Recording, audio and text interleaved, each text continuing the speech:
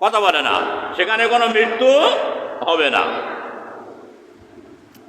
আখিরাত তো এমন একটা দীর্ঘায়িত সময়, অনন্তকাল আখিরাত, চিরস্থায়ী আখিরাত।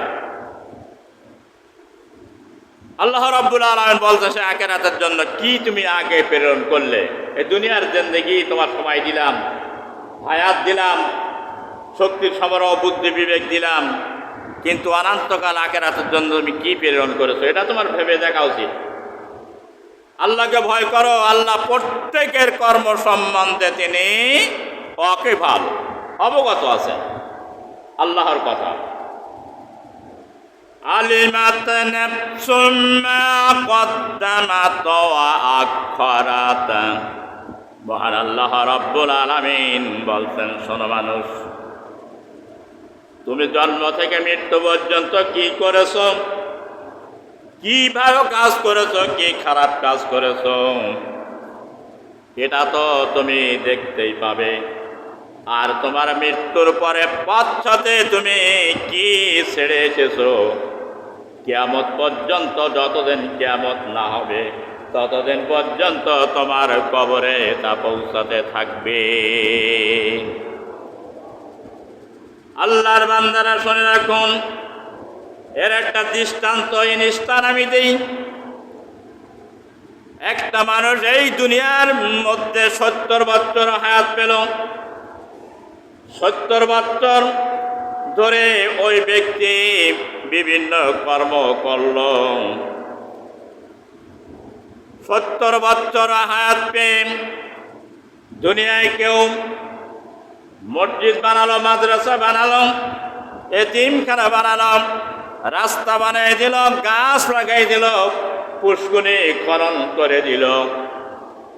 আল্লাহ রাব্বুল আলামিন যাতে খুশি হন, ইসলাম সম্মত যত কাজ সে করেছে, মৃত্যুর পরে কিয়ামত পর্যন্ত তার আমলনামায় সবটা তার পৌঁছাতে থাকবে। চিৎকার মেরে বলেন সুবহানাল্লাহ। আর যদি কোনো ব্যক্তি এই দুনিয়ায় 70 বছর হায়াত পেল, হায়াতের জিন্দেগিতে শুধু না আল্লাহর নাফরমানি করেছে, ক্লাব ঘর তৈরি করেছে, খেলার অনুষ্ঠান তৈরি করেছে, মানুষ খারাপ হয়ে যায় এমন কোন নভেল নাটক তৈরি করেছে, ক্যারাম বোর্ডের আড্ডা তৈরি করেছে, গান বাজনা সিনেমার একটা হল তৈরি করে দিয়েছে, খারাপ একটা দলের সঙ্গে তার সংযুক্ত আছে, যেই দলটা ইসলাম বিদ্বেষী, কোরআন বিদ্বেষী, এমন একটা দলের সঙ্গে সম্পর্ক করে জীবন কাটাইছে। ওই ব্যক্তি মারা যাওয়ার পরে কিয়ামত পর্যন্ত দুনিয়ায় প্রলয় যতদিন হবে ততদিন পর্যন্ত যত পাপ তারা করবে তার কর্মের প্রতিফল তার কবরে কিয়ামত পর্যন্ত পৌঁছাতে থাকবে। চিৎকার মেরে বলেন নাউজুবিল্লাহ। এই হচ্ছে আলিমান নাফসুন মা কদ্দামাত ওয়া আখখারাত। মৃত্যুর আগেই কি করেছো আর মৃত্যুর পরে পশ্চাতে কি ছেড়ে রেখে এসেছো। আল্লাহ এই কথা বুঝিয়ে দিচ্ছেন। তুমি যে মৃত্যু হয়ে যাবে, তোমার আমলের দরজা বন্ধ হয়ে যাবে, জামাত আল ইনসান ইনকাতা আমালুহু, কিন্তু মৃত্যুর পরেও তো তোমার সেই কর্মের প্রতিফল তো পৌঁছাবে।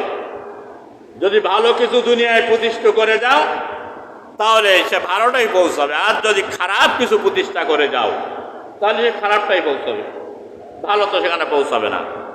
এখন মনে করেন আপনার 2টি সন্তান আছে, একটা সন্তান আপনি আলেম বানাইছেন,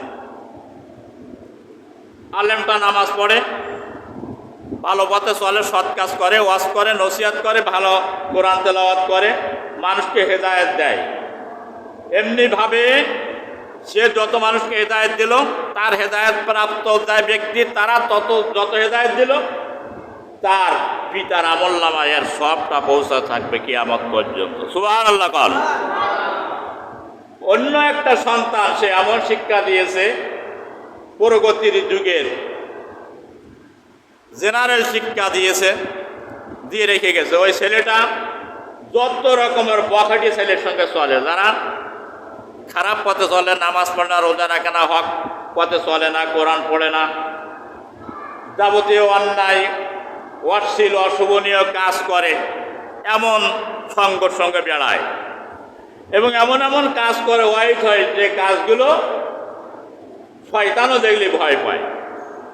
এই যে সন্তানটার যত পাপ হবে করবে, তার পিতার আমল নামায় তা পৌঁছাতে থাকবে। চিৎকার মেরে বলেন নাউজুবিল্লাহ।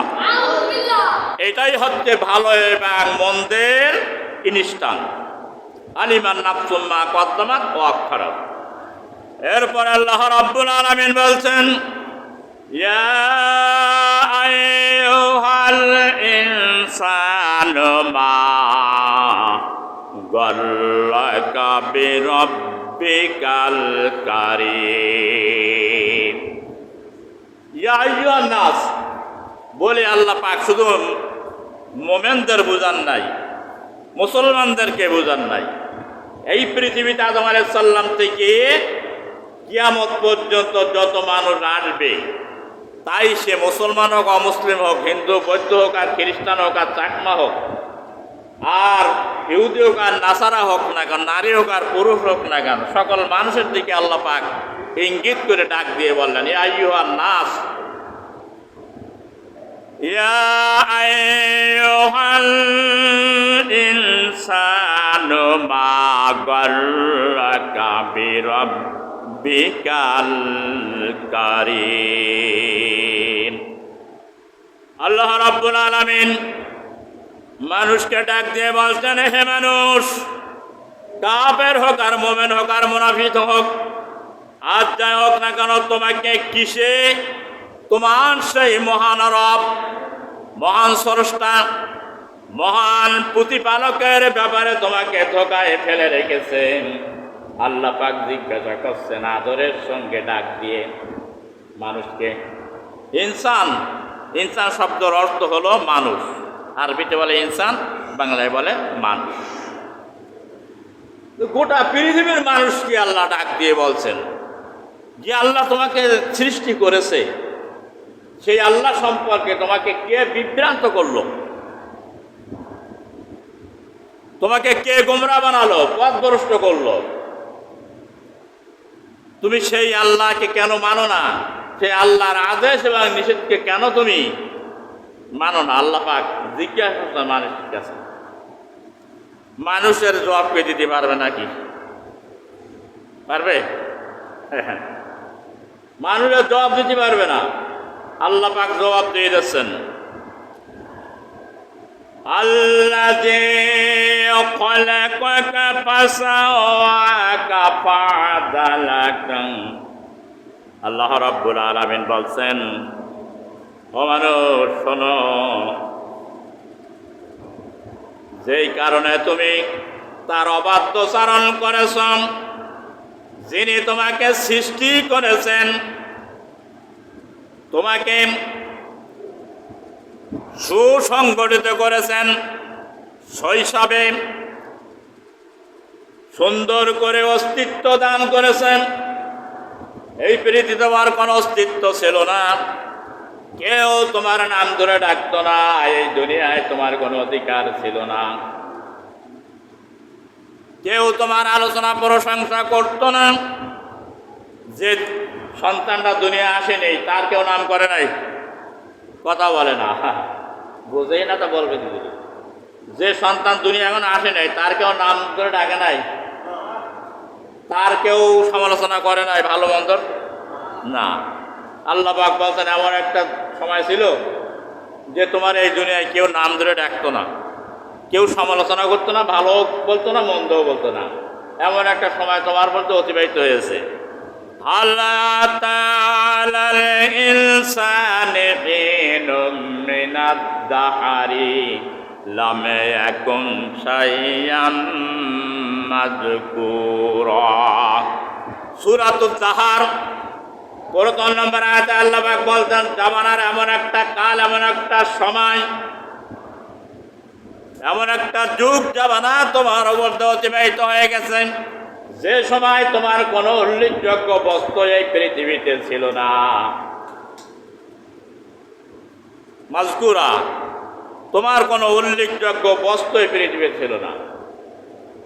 কাইফা তাকফুরুনা বিল্লাহি ওয়া কুনতুম আমওয়াতান ফাআহইয়াকুম সুম্মা ইউমীতুকুম সুম্মা ইহয়িকুম সুম্মা ইলাইহি তুরজাউন। সূরাতুল বাকারা 28 নম্বর আয়াত। আল্লাহ রাব্বুল আলামিন বলতেন, কেমন করে আমার সঙ্গে তোমরা নাফরমানি করো, কাইফা তাকফুরুন, কি করে আমার সঙ্গে কুফরি করো, আমার নাফরমানি করো। বিল্লাহি ওয়া কুনতুম আমওয়াতান, এমন একটা সময় ছিল তোমার কোনো উল্লেখযোগ্য বস্তু ছিল না, তুমি নির্জীব ছিলে। বিল্লাহি ওয়া কুনতুম আমওয়াতান ফাআহইয়াকুম, আমি তোমাকে সজীব করেছি, জীবিত করেছি, জীবন দান করেছি। তুমি তো এই দুনিয়া আসার পরে এখন বড় মাতব্বার মোড়ল হয়ে গেছো, নেতা হয়ে গেছো, রাজা হয়ে গেছো, চেয়ারম্যান হয়ে গেছো, এবং তোমার দাপতে মানুষ তো রাস্তা দিয়ে চলতে পারে না। কিন্তু এই কথাকে চিন্তা করো না যে এমন একটা সময় ছিল আমার কোনো অস্তিত্ব এই পৃথিবীতে ছিল না। আমওয়াতান, আমি মৃত্যু ছিলাম। সুম্মা ইউহয়িকুম, আল্লাহ রাব্বুল আলামিন আমাকে জীবিত করেছেন, আমাকে সজীব করেছেন। সুম্মা ইউমীতুকুম, আবার আমার মৃত্যু দেবেন। সুম্মা ইলাইহি তুরজাউন, এবং আল্লাহ রাব্বুল আলামিনের নিকটে উপস্থিত হতে হবে, ফিরে যেতে হবে, প্রত্যাবর্তন করতে হবে। সেখানে জীবনের সব কাজের জন্য হিসাব দিতে হবে। আল্লাহ পাক স্মরণ করে দিয়ে মানুষকে বলছেন, মানুষ, আমি তোমাকে সৃষ্টি করেছি, আল্লাহ যে খলাকাকা ফাসাওয়াকা, আমি যে আকারে চেয়েছি সেই আকারে তোমাকে সুন্দর শৈশবে, সুন্দর অভাব যে সুসংগঠিত করে আমি তোমাকে বানাইছি। যেমন মানুষ তেমন তার গঠন দিয়েছি।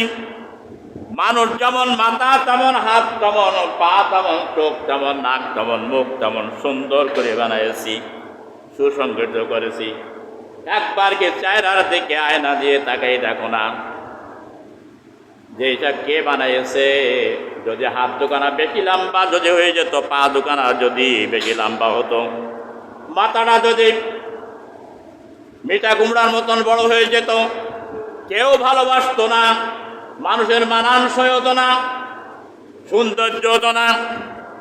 মানুষের দিকে তাকাই মানুষ মুগ্ধ হয়ে যায়, কি সুন্দর চেহারা, তাকাইয়ে দেখ। অনেকে আবার বলে, দেখ মাল যায়, দেখ মাল যায়। আল্লাহ নারী এবং পুরুষকে কত সুন্দর করে বানাইছে, দেখো না, লক্ষ্য করো না। চোখ, নাক, ভুরু, দাড়ি, কান, মাথা, হাত, গলা, এমনি ভাবে গোটা দেহটা আল্লাহ পাক বলছেন সুন্দর করে বানাইছে। খলাকাকা ফাসাওয়াকা ফাআদালাক ফি আইসুরাতিম মা শাআ রাক্কাবাক, বলছে আমার ইচ্ছায় বানাইছি, কারো সুপারিশে বানাই নাই, কারোর কাছে কোনো যুক্তি আমার নেওয়া লাগে নাই। আমার ইচ্ছায় আমি সুন্দর করে, হুসনুল খুলুক, আল্লাহর একটা নাম হলো সুন্দর, আর তিনি মানুষকে বানাইছেন খুব সুন্দর করে। চিৎকার মেরে বলেন সুবহানাল্লাহ। মানুষ বোঝো না, ফিয়াই সুরাতে মারা, তিনি যে আকৃতি ইচ্ছা করেছেন সেই আকৃতি গঠন করেছেন। এখন যদি মানুষের গলাটা যদি এক হাত লম্বা করে দেওয়া হতো, মাথার থেকে গলার মাঝখানে, ভালো দেখা যেত নাকি? ঢাড়ু বগলের মতো, বছরের ঢাড়ু বগল, এই বলতো বগলের মতো। আল্লাহ বলছে আমার সুন্দর করে বানাই দিলাম, ফিয়াই সুরাতে মাশা রক্কাবাক। কিন্তু তোমার এই যে দেহের মধ্যে আমি কত সুন্দর করে বানালাম, তুমি কি একটু চিন্তা করো নি, ভাবো না? আমার নাফরমানি যে করো, আমার আইন যে মানো না, আমার বিধান মোতাবেক যে জীবনটা চালাও না, আমার সঙ্গে যে শত্রুতা করো, আমার কোরআনের সঙ্গে শত্রুতা করো, আমার কোরআনে কারিমের ইসলামের বিপক্ষে যে অবস্থান করো, তুমি কি চিন্তা করো না কার শক্তি দিয়ে করো? একটি জিনিস বুঝাই, একই ইমিগ্রেশন দিয়ে বিভিন্ন রকমের খাদ্য ঢুকছে, পানি ঢুকছে, মাংস, মাছ এবং বিরিয়ানি, পোলাও, তরি তরকারি বিভিন্ন রকমের এক জায়গা দিয়ে ঢুকছে। কয় জায়গা? কথা বলো না কেন? ভামপনা বটে যা ভুতুম পেশা নাকি? কথা বলো। কয় জায়গা ঢোকে খাওয়ার? এক জায়গায়। কিন্তু বাইর হয় কয় জায়গা দিয়ে? কথা বলে না। কয় জায়গাতে বাইর হয়? দুই জায়গাতে যদি বাইর হয় তাহলে যা খাও তাই বাইর হয় নাকি? দুই জায়গাতে দুইটা সিস্টেম আল্লাহ করে দিয়েছেন। একটা দিয়ে পানি বাইর হয়ে চলে যাবে, আরেকটা দিয়ে খাদ্য হজম হয়ে বাইরে চলে যাবে। রাস্তা কয়টা? দুইটা। গেল কয় জায়গার থেকে? করলো কে এই কথা? এটা করলো কে? কথা বলে না, কে করলো? আল্লাহ। কেন কোনো নেতা বানায় নাই? যে নেতার পিছনে ভেবে করে ঘুরে বেড়াও কুত্তার মতন, সেই নেতা বানায় নাই, এ করে দেয় নাই। এখন যদি চিঠিয়ে পড়ে থাকো, কারে ডাকবা? আল্লাহর ডাকবা কেন? যার পিছনে করে তারে ডাকবা। যে আমি বিপদে পড়েছি, মরে যাচ্ছে, আমার থাকাও। আমার আল্লাহ বলেন, আমি যে বানাইছি এই সুন্দর করে, এই সুন্দর সিস্টেমে আমি বানাই দিয়েছি, পৃথিবীর কোনো মানুষ তাই পরিবর্তন করতে পারবে না, এর সংযোজন করতে পারবে না, এর অবয়বটা কোনোদিন সে উন্নতি করে দিতে পারবে না, অবনতিও করে দিতে পারবে না। চিৎকার মেরে বলেন সুবহানাল্লাহ। এই জন্য আল্লাহ রাব্বুল আলামিন বলছেন, এই যে 3.5 বোর্ডের কথা বলি, এর ভিতরে কতগুলো যন্ত্র আছে জানেন? আমার দিক তাকান, থাকবেন না ঠাড় বগলের মতন, এদিক তাকান। কোরআন বলতে না, মারেও না, শোনে না। যদি বুঝতে একবার যে খালি দেহটা নিয়ে দুনিয়ার নিয়ামত বাদ দিলাম, সারা দুনিয়ার যে যত নিয়ামত খাও, পানি, হাওয়া, বাতাস, অক্সিজেন, আলো, খাদ্য, খাবার বিভিন্ন রকমের, ওর কথা বাদ দিলাম, শুধু দেহটা খাম। চিন্তা করো দেহের ভিতরে কি আছে? কত টাকার সম্পাদের দেহের ভিতরে বলতে পারে নাকি? কথা বলে না, কিচ্ছুই বলছেন। আপনার মাথাটার দাম কত?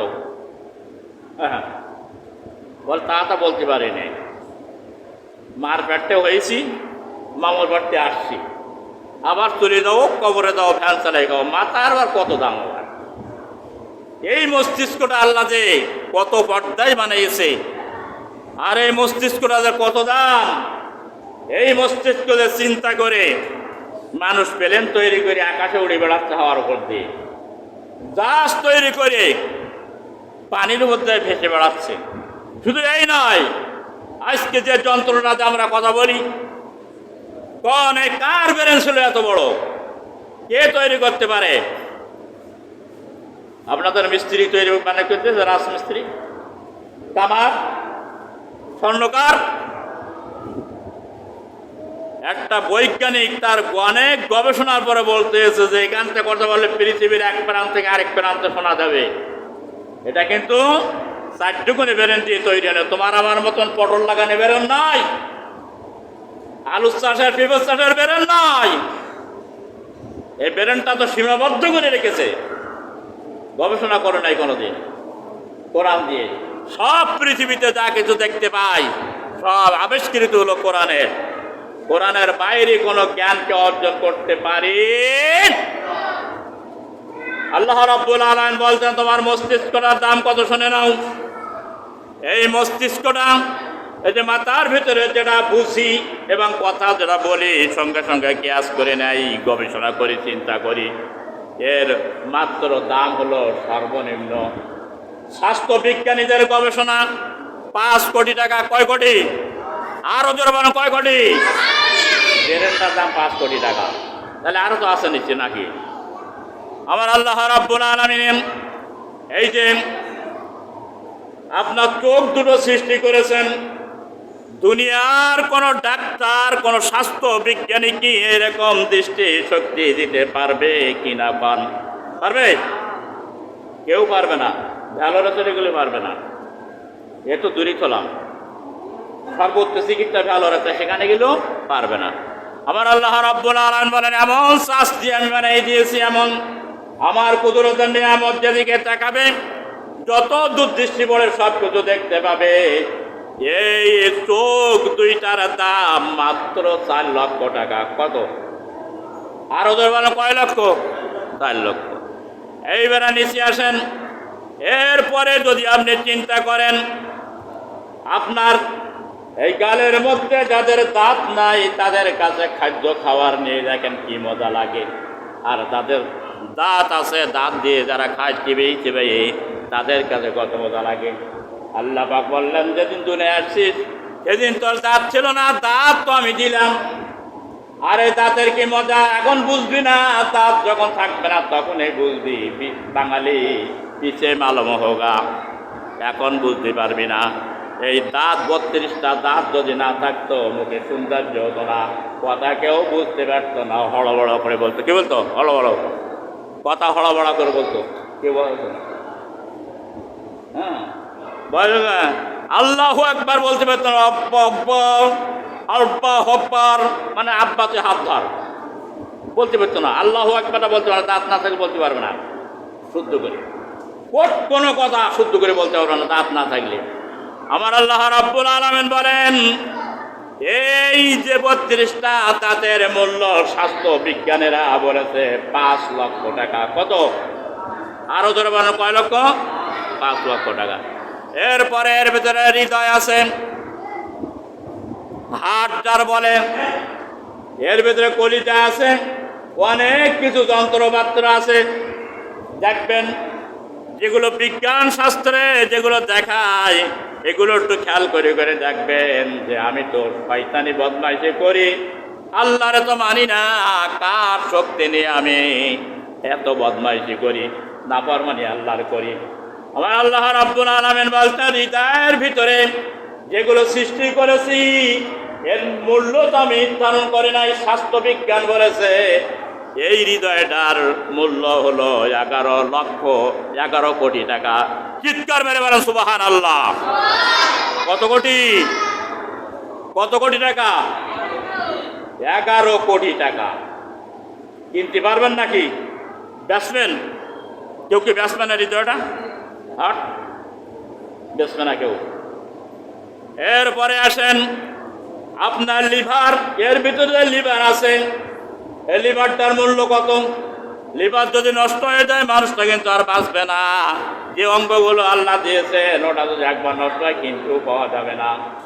এই লিভারটার মূল্য কত জানেন নাই? লিভারের মূল্য হলো 5 লক্ষ টাকা। এখন যদি আপনি লিভার যদি পাল্লাতে যান, কিডনি পাল্লাতে যান, ফুসফুস যদি পাল্লাতে যান, এত টাকাতে কেনা লাগবে, তাও ভালো কাজ করবে না, ডিউটি ভালো করবে না। এরপরে আসেন আপনার ভিতরে যে 2টো কিডনি আছে, কিডনি নষ্ট যদি হয়ে যায়, ড্যামেজ যদি হয়ে যায়, হাতে পায়ে ব্যথা হওয়া শুরু করেন, তারপরে পা ফোলা শুরু করেন, গায়ে পানি জমানো শুরু করেন। কিডনি দুটোর কত শক্তি আল্লাহ এর ভিতরে দিয়েছেন। স্বাস্থ্য বিজ্ঞানীরা বলে এই কিডনি দুটোর দাম হলো 60 লক্ষ টাকা। চিৎকার মেরে বলেন সুবহানাল্লাহ। কয় লক্ষ টাকা? 60 লক্ষ টাকা। বেচবেন? 60 লক্ষ টাকা দিলে কেউ কেউ বেচবে না, দেবে না কেউ। বন্ধুরা আমার, এরপরে আসেন এর ভিতরে 2টো ফুসফুসে আসে, ফুসফুসে নষ্ট হয়ে যায় মানুষটা অকাজ হয়ে যাবে, এই দেহর কোনো মূল্য নাই। এই ফুসফুসে 2টোর মূল্য হলো 50 লক্ষ টাকা। কত লক্ষ? আরো ধরে বলো কত লক্ষ? 50 লক্ষ টাকা। এরপরে ছোট্ট একটা অঙ্গ আছে, তার নাম জিহ্বা। তার নাম কি? জিহ্বা। হ্যাঁ, তাকে দেখেন, এই জিহ্বা যদি না থাকে কথা বলতে পারবে? কি বলো? গঙ্গাওয়ার নাম আল্লাহ জিব্বা খাটো থাকে, কথা ভালো বলতে পারবে না, ও বলবে কি গঙ্গা। সুতরাং এই জিব্বাটা দিয়ে কত সুন্দর করে কথা বলা আল্লাহর সৌন্দর্য শিখাইছেন। আর এই জিব্বাটার আমরা মূল্য দেই না, যা ইচ্ছা তাই বলি, জবানের হেফাজত করতে পারি না। আল্লাহর নবী বলেছেন দুইটা জিনিস যদি কেউ হেফাজত করতে পারেন, একটা হলো দুই চওয়ালের মাঝখানে জিব্বা, আর একটা হলো দুই রানের মাঝখানে যে অঙ্গটা, এই দুইটো অঙ্গ সাংঘাতিক, এর দ্বারা গোনা বেশি হয়। দুইটো জিনিস যদি কেউ জামানত যদি দিতে পারে, আমি নবী বলছি কাল কিয়ামতের দিন আমি ওই বান্দার জন্য জান্নাতের জন্য জামিন হয়ে যাব। চিৎকার মেরে বলে সুবহানাল্লাহ। বাইরের এরপরে জিব্বাটার মূল্য খুব কম, 20,000 টাকা। এখন 20,000 টাকা দেওয়া হবে, আপনার জিব্বাটা দেবেন নাকি? কথা বলেন না, কেউ দেবে না। আবার যদি কেউ কিনতে চান, কেউ কিনতে পারবেন নাকি? কিনতে পারবে না। এরপরে আসেন মাজার নিচে যাকে বলে অন্ডকোষ, বাইতুল মাল, অনেক কিছু আছে এর মধ্যে। এর কত দাম জানেন নাই? যদি কোনো মানুষের যদি এইটা নষ্ট হয়ে যায়, তাহলে কিন্তু কোনোদিন আর নারী নিয়ে সংসার করতে পারবে না, মানব সম্পদ আর কিন্তু জন্ম দিতে পারবে না, বৃদ্ধিও পাবে না। সুতরাং আল্লাহ তাআলা কত কুদরতের শক্তি দিয়ে বানিয়ে দিয়েছেন। ওখানে কিন্তু দুইটা ইমিগ্রেশন আছে, এক ইমিগ্রেশন দিয়ে 7টা পানি বাইর হয়ে যায়, আর এক ইমিগ্রেশন দিয়ে শুধু মলমূত্র বাইর হয়ে যায়। যদি এই মূত্র যেখান থেকে পানি বাইর হয় সেখান থেকে যদি মলমূত্র বাইর হতো, তাহলে কি হতো? বিপদের সীমা ছিল না? বিপদের কোনো শেষ ছিল? আবার স্বাস্থ্য বিজ্ঞানীরা গবেষণা করে বলেছেন, এই যে অন্ডকোষ যা কিছু আছে, এই যন্ত্রপাতি এখানে, এর মূল্য হচ্ছে মাত্র 7 কোটি টাকা। চিৎকার মেরে বলেন সুবহানাল্লাহ। সংক্ষেপে স্বাস্থ্য বিজ্ঞানীদের তাই হিসাব। এখন সর্বমোট আমরা দেহের মধ্যে তাহলে কত কোটি টাকার সম্পদ আছে? কত বলেন? হিসাব বাণিজ্য করবা, সারা রাত হিসাব করবা কত আছে। এরপর বলছেন 24 কোটি 24 লাখ 20,000 টাকার সম্পদ। স্বাস্থ্য বিজ্ঞানের গবেষণায় এটা আপনার দেহের মধ্যে আছে। আরও একদিন আরেকটা আমি থিওরি দিয়েছিলাম, 36 কোটি টাকার সম্পদ দেহের মধ্যে আছে। আমি ধরলাম 36 কোটি নয়, 24 কোটি হোক, 24 কোটি আপনাকে দেওয়া হবে। আপনার দেহটা কেটে কেটে টুকরো টুকরো করে সন্তানদের সামনে নেওয়া হবে, দেবেন নাকি? কেন? আরে এই দেহটা আল্লাহ দান করেছেন, কোনোদিনের চাষ নিয়েছেন? কথা বলে না। বিল দিতে হয়েছে? কিচ্ছুই দিতে হয় নাই। সামান্য একটা মাছ যদি কারেন্ট যদি জ্বালান, তার বিল দেওয়া লাগে। যদি আপনি ওয়াইফাই যদি চালান, তার বিল দেওয়া লাগে। পানি যদি কিনে আনেন, পানির মেশিন, তার বিল দেওয়া লাগে। আর আল্লাহ রাব্বুল আলামিন এত কোটি টাকার সম্পদ আপনার দিয়েছেন, কোনোদিন বিল চাই নাই? বিল দিয়েছেন নাকি? এর বিল দেওয়া লাগবে। সুতরাং সস্তা একটা সস্তা আমলের কথা আমি বলে দেই। প্রতিদিনে 360টি যে জোড়া আছে মানুষের মধ্যে, এই জোড়ার কিন্তু সদকা দেওয়া লাগে। আর সদকা তো তারাদ্দুল বালা ও তাজিদু ফিল উমুর। সদকা দেওয়ার দ্বারাই মানুষের বালা মুসিবত গুলো দূর হয়ে যায় এবং আয়ু আল্লাহ বৃদ্ধি করে দেয়। বলো হুজুর, তাহলে আমার এই দেহের সদকা আমি কেমন দেবো? প্রত্যেকটা জিনিসের, প্রত্যেকটা জিনিস প্রত্যেক বছরে মালের যেমন জাকাত দেওয়া হয় পবিত্রতা করার জন্য, প্রত্যেক বছর দেহের জাকাত দেওয়া হয় রোজা রাখার জন্য, প্রত্যেকটা এমনি ভাবে প্রত্যেকটা কাজে পবিত্রতার জন্য তার একটা একটা হক আছে, যা লাগে। কিন্তু আপনি 360টি জোড়ার প্রত্যেকদিন সদকা আপনার দেওয়া লাগবে। দিতে পারবেন?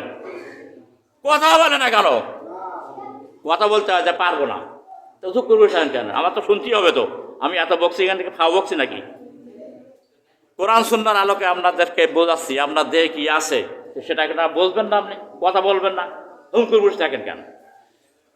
প্রতিদিন 4 রাকাত চাষতের নামাজ আদায় করবেন দ্বীপ প্রহারের সময় 12:30টার আগে। 3 সময় নামাজ পড়া হারাম করে দিয়েছেন আল্লাহ। সূর্য উদয় আর সূর্য ঠিক যখন হয়ে যাবে আর সূর্য অস্ত যাবে, এই 3 সময় বাদ দিয়ে সব সময় নামাজ আদায় করতে পারবেন। কিন্তু যদি আপনার এই দেহর 360 জোড়া যদি আপনি ছত্রা দিতে চান, তাহলে চাষতের নামাজ 4 রাকাত আদায় করবেন বেলা 11:30টার দিকে। আপনার দেহের প্রতিদিন এইরকম যদি আদায় করতে থাকেন তাহলে সৎকা আদায় হয়ে যাবে। এই দেহের ভিতরে কোনো জং ধরবে না এবং দেহের ভিতরে কোনো পোকা মাকড়ও লাগবে না, ওয়াকাজও হবে না। ঠিক মতন সঠিকভাবে যদি আপনি পরিচালনা করেন, মৃত্যুর পূর্ব মুহূর্ত পর্যন্ত 90 বছর বাঁচবেন। এই 90 বছরের জন্য আল্লাহ রাব্বুল আলামিন দেহের মধ্যে যা কিছু দিয়েছেন সব কিছু চার্জ দিয়ে দিয়েছেন, নতুন করে চার্জ দেওয়া লাগবে না। চিৎকার মেরে বলেন সুবহানাল্লাহ। তাহলে বলেন হুজুর, তাই যদি না লাগে তাহলে এত ডাক্তারের কাছে রুগী হয় কেন? কত তোমার কর্মের ফল। জারুল ফাসাদু ফিল বাহরি বিমা কাসাবাত আইদিন নাস। আল্লাহ পাক বলছেন সূরা হাদের 41 নম্বর আয়াত, জলে স্থলে যে বিপর্যয় এবং ক্ষতি, আযাব এবং গজব ভাঙ্গন দেখতে পাও তা তোমাদের কীর্ত কর্মের প্রতিফল ছাড়া আর কিছুই না। সুতরাং তোমার কর্মের জন্য আল্লাহ যেভাবে খেতে বলেছেন খাও নাই, তারপরে যেভাবে ঘুমাতে বলেছেন ঘুমাও নাই। জনমের মতন পয়সা দাওয়াতের খানা 750 গোশের কেজি জনমের মতন টান দিছাও, পেটে হয়েছে গ্যাসের সমস্যা, হার্টের পরে দিয়েছে চাপ, হার্ট দিয়েছে নর্মাল হয়ে, চোখ দিয়ে এমন খারাপ খারাপ জিনিস দেখেছো, যেটা বিড়ি এমন টানা টেনেছো যার কারণে চোখের জ্যোতিও খারাপ হয়ে গেছে, শ্বাস নষ্ট হয়ে যাচ্ছে, এ সাজা কেউ দিতে পারবে না। প্রত্যেকটা এমনি অঙ্গ প্রত্যঙ্গ নিজের কর্মের দোষে খারাপ হয়ে গেছে। আল্লাহ রাব্বুল আলামিন যে যতদিন বাঁচবে ততদিন পর্যন্ত আল্লাহ তার চাষ দিয়ে দিয়েছে, অঙ্গই নষ্ট হবে না, কর্মের কারণেই এইগুলো নষ্ট হবে। প্রিয় ভাইরা, আল্লাহ রাব্বুল আলামিন বলতেন শোনো আমি সেই তো আল্লাহ। ওয়ান আবি সাঈদ খুদরি রাদিয়াল্লাহু তাআলা قال قال رسول الله صلى الله عليه وسلم أن النبي أبي هريرة رضي الله كان يقول من رسول الله صلى الله عليه وسلم يقبضهن في ألك الأرضه يقول هو الله الملك الملك وهو الملوك ইবনে মাজাহ শরীফের হাদিস। বলতে কিয়ামতের যে দৃষ্টান্তগুলো পেশ করা হলো সূরা ইনফিতারের মধ্যে, বিশ্বনবী বলছেন দুনিয়া পরলোক যেদিন হয়ে যাবে সেদিন আল্লাহর সামনে উপস্থিত হওয়া লাগবে। আগে কি করেছো এবং পরে কি করেছো সব হিসাব দেওয়া লাগবে। মহান আল্লাহ রাব্বুল আলামিন সেই দিনে তাম পৃথিবী বিশ্ব ব্রহ্মাণ্ড যা কিছু আমরা দেখতে পাই, আনিল আমিন একটা হাতের মুঠার মধ্যে কাপড়ের মতন সব কিছু সেদিন হাতের মুঠার ভিতরে রাখবে। চিৎকার মেরে বলেন সুবহানাল্লাহ।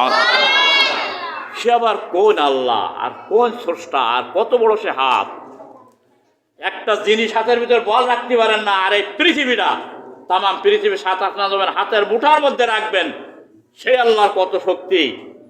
বলে সেদিন আল্লাহ পাক ডাক দেবেন, ইয়াউমাইযিল্লিল্লাহ, ও দুনিয়ার মাতব্বার মোড়লেরা, ও দুনিয়ার নেতা নেত্রীরা, আজকে তোমরা কোথায়?